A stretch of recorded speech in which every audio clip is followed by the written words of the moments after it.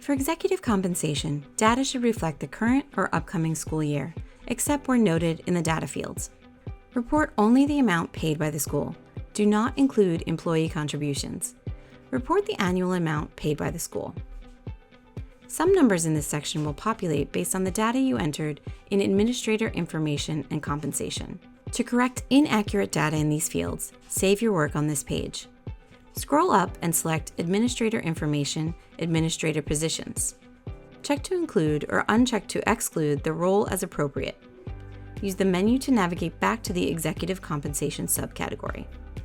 If you added a position, be sure to fill in the info and comp information as well.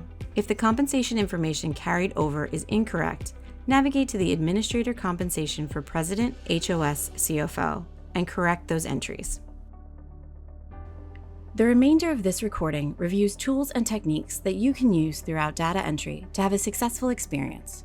The recording is identical across all categories of data. If you've already heard these tips in another recording, you can skip the rest of this video. First, we will review the tools and techniques entering data online, and second entry using the export template. Each subcategory of data starts with notes about the data to be entered in that subcategory. Often, you will find a note about whether the data to be entered are for the current new school year or for the prior year. For each table of data to be entered, the instructions highlight important information for entering data in this section of the collection. Be sure to review the bulleted notes. The first section or sections of data entry will be core questions asked of all schools entering data in DASL. Toward the bottom, you may find tables of questions added by one or more of the associations using DASL and tied to your school. You can fill in the tables with last year's numbers and then go through and edit them. This is a particularly useful approach in areas where the data don't change much from year to year, such as school characteristics. You can use the Notes feature to record useful information about the data point you have entered in a field. This could include an explanation of an unusual value or notes about where you found the data in your school's records or systems.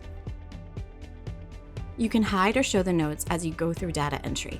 From Data Collection homepage, download, print your prior year's entry and include notes, or view your notes within Update School Data. As you enter more data, it can become difficult to find fields that need to be filled in.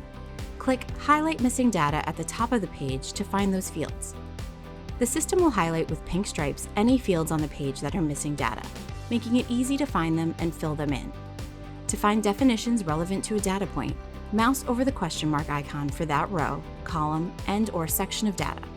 Use the NA button to designate a field or group of fields as not applicable to your school. This will mark the fields as complete and will show them as such in your progress bars. Click Save or Control-S often to keep your work. DASL does not automatically save the data you enter. Clicking Save or Control-S will make sure that your work does not get lost if you suddenly lose your internet connection. Shaded cells are calculated by the system based on numbers that you have entered in other fields. To make the system rerun the calculation, change one of the numbers entered and click the Save button or Control-S. Be sure to click Save or Control-S to save entered data. If you see Success with Alerts, be sure to review and resolve any alerts.